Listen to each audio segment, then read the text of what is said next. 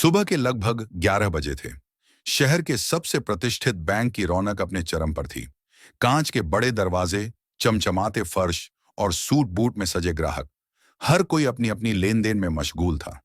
Mobile में झुके हुए कर्मचारी, चमकती टाई में बंधे अफसर और मध्यम बजता बैकग्राउंड म्यूजिक। माहौल ऐसा जैसे समय खुद पैसे गिन रहा हो। तभी दरवाजे से एक बुजुर्ग महिला अंदर दाखिल होती है। साधारण हल्के मटमैले रंग के साड़ी में लिपटी, हाथ में एक पुराना लिफाफा थामे, सफेद बालों की छोटी और चेहरों की झुर्रियों में शालीनता और अनुभव की चमक। उनकी चाल धीमी लेकिन आत्मविश्वास से भरी हुई थी। जैसे ही वह भीतर आई, बैंक का वातावरण थोड़ा असहज हो गया। कुछ ग्राहक फुसफुसाने लगे, अरे ये कौन है? लगता है कोई भिखारी घुस आया है। इतने बड़े बैंक में इसका क्या काम हो सकता है?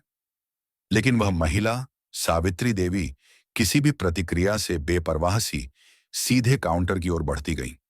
काउंटर नंबर 5 पर बैठी थीं श्रुति, एक युवा, तेज तर्रार और स्मार्ट कर्मचारी। उसने जैसे ही सावित्री देवी को देखा, बिना मुस्कुराए ही बोली, जी दादी, आपका अकाउंट इस बैंक में है। सावित्री देवी मुस्कुराकर बोली, बेटी, मेरे खाते में कुछ समस्या है, एक बार देख लोगी? श्रुति ने उनके कपड़ों पर एक नजर डाली और ठंडी आवाज में कहा, मुझे नहीं लगता कि आपका खाता इस ब्रांच में होगा। वैसे भी अब काफी भीड़ है, आप बाद में आइए। काउंटर के पीछे खड़े कुछ ग्राहक हंसने लगे। लगता है चाय पानी मांगने आई हैं। इतने बड़े बैंक में इसका क्या काम? कोने में बैठा एक जूनियर कर्मचारी रवि ये सब देख रहा था। उसका दिल इस पूरे व्यवहार से बेचैन हो उठा। वह सावित्री देवी के पास गया और आदर से बोला, दादी, आप बैठिए, मैं आपकी मदद करता हूं। बताइए आपको क्या चाहिए? सावित्री देवी ने धीरे से कहा, बेटा, मुझे बैंक मैनेजर से मिलना है। रवि बिना देर किए मैनेजर अखिलेश मेहरा के केबिन में गया और बोला, सर, एक बुजुर्ग महिला आपसे मिलना चाहती हैं। अखिलेश ने बिना सिर उठाए कहा, फालतू लोग रोज आते हैं, बोलो बैठी रहे, थक जाएंगी तो खुद चली जाएंगी।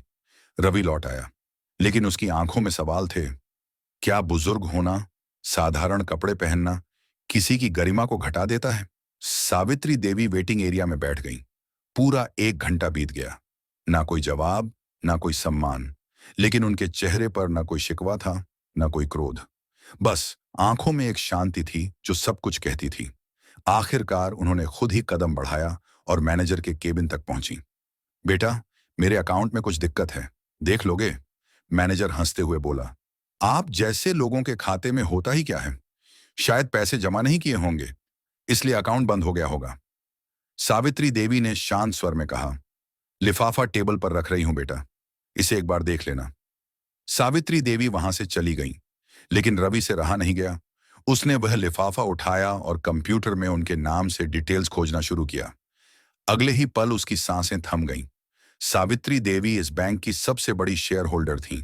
70% शेयर उनके नाम थे। मतलब बैंक की असली मालिक।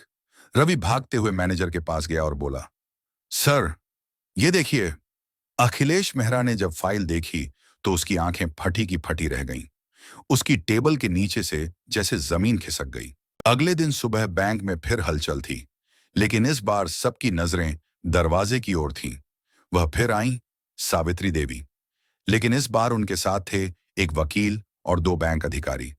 अखिलेश की आंखें डर से फैल गईं, लेकिन फिर भी उसने अपनी अकड़ नहीं छोड़ी। अब क्या चाहिए दादी? सावित्री देवी मुस्कुराईं। अब कुछ नहीं बेटा, बस अपनी पहचान उजागर करनी है। मैं इस बैंक की सबसे बड़ी शेयर होल्डर हूं और मेरी पहली कार्रवाई ये है, आपको आपके पद से हटाया जाता है। आपकी जगह अब रवि बैंक का नया मैनेजर होगा। सन्नाटा छा गया। पूरा बैंक स्तब्ध था। अखिलेश गिड़गिड़ाने लगा, मुझे माफ कर दीजिए मैडम।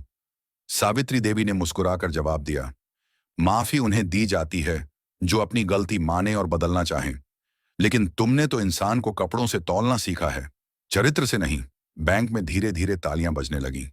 सावित्री देवी ने रवि को आगे बुलाया और कहा, तुम्हारी संवेदना ही तुम्हारी सबसे बड़ी योग्यता है बेटा। यही आज के बैंकिंग की जरूरत है। रवि ने सिर झुकाकर उनके चरण छुए। सावित्री देवी ने धीरे से कहा, इंसान को उसके पहनावे से नहीं, उसकी सोच और व्यवहार से पहचानो। यही असली पूंजी होती है। सीख, कभी भी किसी की बाहरी स्थिति को देखकर उसका मूल्य मत आंकिए। अवसर हर किसी को नहीं, बल्कि योग्य और संवेदनशील लोगों को ही मिलते हैं। सम्मान देने से कोई छोटा नहीं होता, पर ना देने से हम खुद जरूर छोटे हो जाते हैं।